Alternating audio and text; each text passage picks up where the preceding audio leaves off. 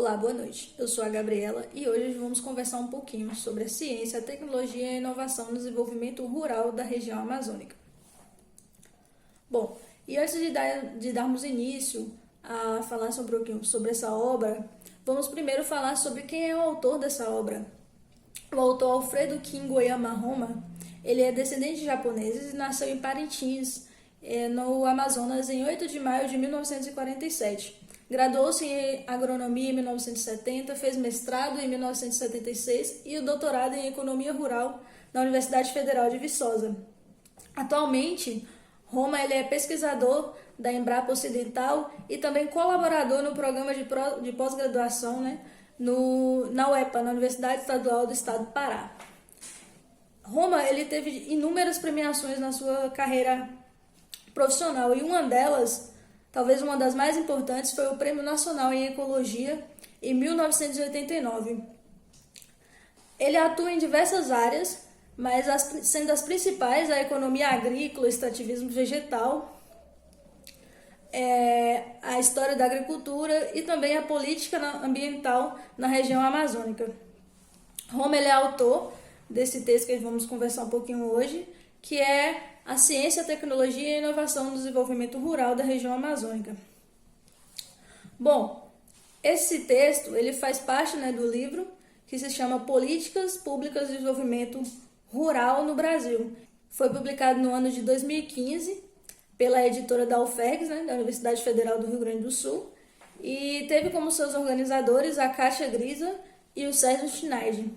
Nesta obra, Roma divide em tópicos, e esses tópicos são os seguintes. Primeiro, ele faz um apanhado geral sobre o panorama da temática, e segundo, ele vem trazendo um pouquinho sobre o desenvolvimento das instituições de pesquisa agrícola na Amazônia, a fronteira tecnológica para a pequena produção, quais são os caminhos para a pequena produção na Amazônia, e ele finaliza também trazendo as suas considerações finais a respeito da temática. Olá, a Amazônia Legal é a união de 9 estados com mesmas características e da mesma região, instituído pelo governo federal para que houvesse um maior e melhor desenvolvimento social e econômico da região.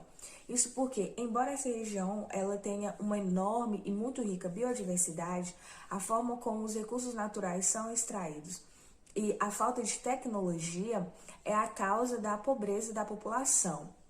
Isso porque a tecnologia que mais é utilizada é a tecnologia indígena e de imigrantes que vieram de outros estados, como os estados do Nordeste.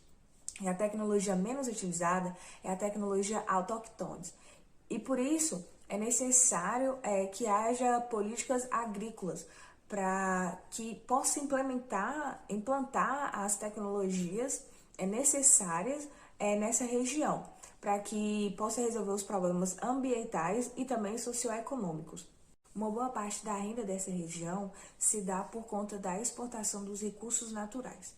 Porém, a história nos mostra que a extração desenfreada desses recursos que podem levar ao desmatamento, quanto à saturação desses produtos lá fora, nos leva ao início da questão, que é a falta de emprego e pobreza da população. Como, por exemplo, na época da exportação da borracha, logo no seu auge. Então, por isso que é importante e muito necessário a implantação de políticas agrícolas, porque só assim vamos ter o problema solucionado, quanto ambiental, como da preservação, quanto socioeconômico, que é a implantação das tecnologias necessárias e adequadas. Boa noite a todos que estão nos assistindo. Meu nome é Maria Clara. Dando continuidade, eu vou falar sobre as instituições de pesquisa na Amazônia. O interesse pela pesquisa na Amazônia surge com a Fundação Filomática no dia 6 de outubro de 1866, pelo mineiro Domingos Soares Ferreira, atual Museu Paraense. A história do ensino agrícola na Amazônia antecede a pesquisa agrícola e tem origem com a Escola Universitária Livre em Manaus, no dia 17 de janeiro de 1909. Com a criação da Escola Média de Agricultura, no dia 26 de fevereiro de 1912, transformada em uma escola agronômica em Manaus, diplomando a primeira turma de 3 agrônomos em 1918. A pesquisa agrícola se tornou concreta a partir da fundação do Instituto Agronômico do Norte, IAN, em 1939, pelo presidente que governava, Getúlio Vargas. A Escola de Agronomia na Amazônia teve início em 1951 e nós podemos ressaltar que algumas universidades federais e estaduais e privadas da região amazônica mantêm os cursos ainda hoje e desenvolvem as atividades de pesquisa. Com a criação da Embrapa em 1963, deu início à geração de tecnologia agrícola.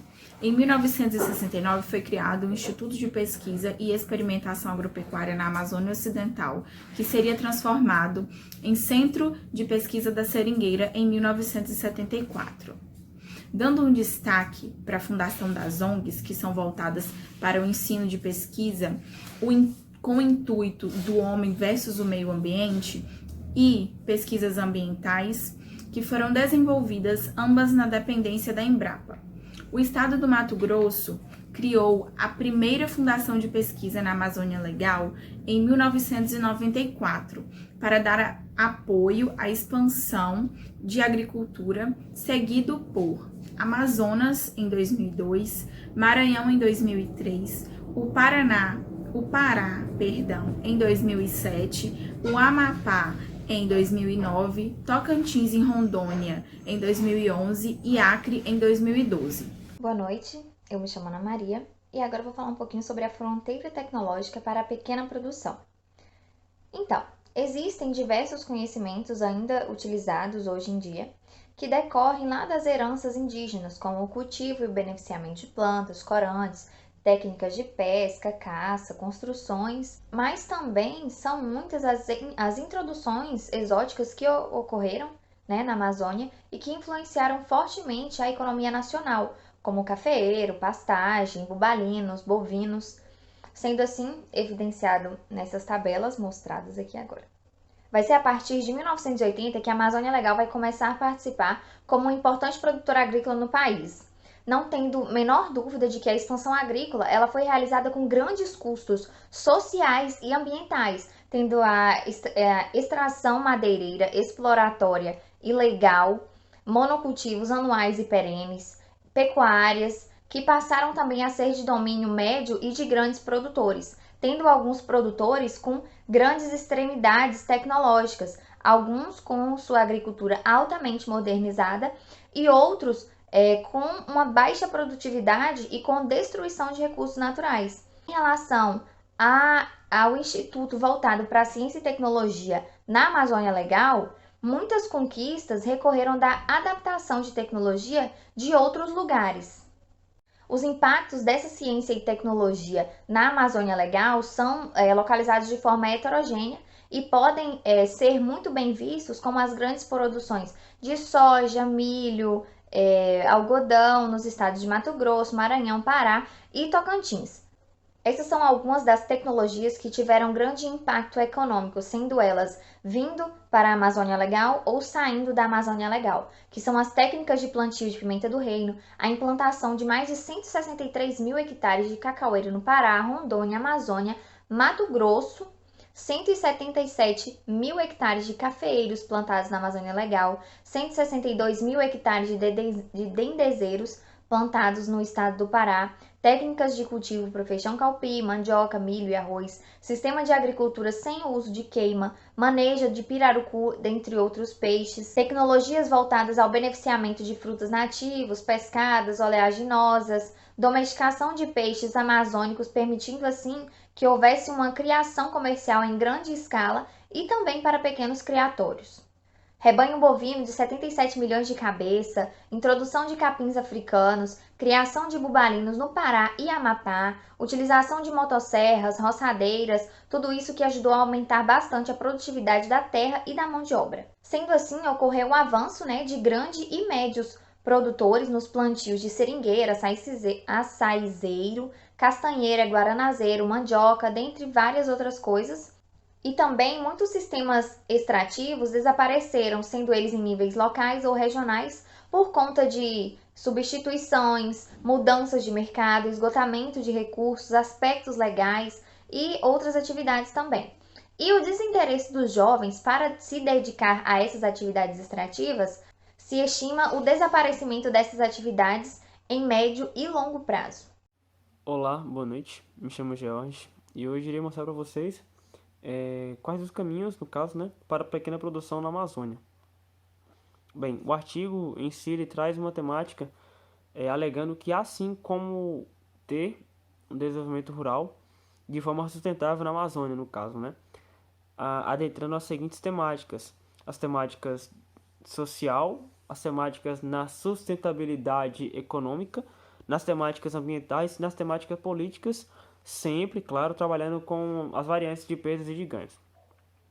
Bem, esse desafio também de trabalhar de maneira sustentável envolve um trabalho muito árduo de realocação de famílias que são assistidas pelo INCRA, famílias que são assistidas por assentamentos existentes na Amazônia e famílias que são assistidas pelo programa do governo do Bolsa Família. Beleza. Bem, e aí o artigo ele traz a seguinte forma, o seguinte pensamento, de trabalhar com a premissa de evitar o desmatamento e evitar as queimadas, no caso, né? E sim trabalhar com a utilização de fronteiras internas que já foram conquistadas, evitando assim que haja coleta de produtos florestais e de vendas de serviços ambientais,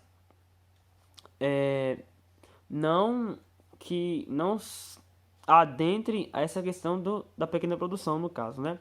Bem, e aí o artigo mostra que também há grandes projetos concluídos, no caso, né? Concluídos, projetos que estão em implantação e projetos que estão sendo planejados na Amazônia, como envolvendo a criação de complexos agroindustriais, na verdade, sobretudo, e outros, sobretudo, na área de mineração e na área hidrelétrica, no caso, né? E estão sendo orientados investimentos na área de infraestrutura ferroviária, portuária e hidroviária, que também ajudam na questão do desenvolvimento, que podem alavancar a pequena produção na Amazônia.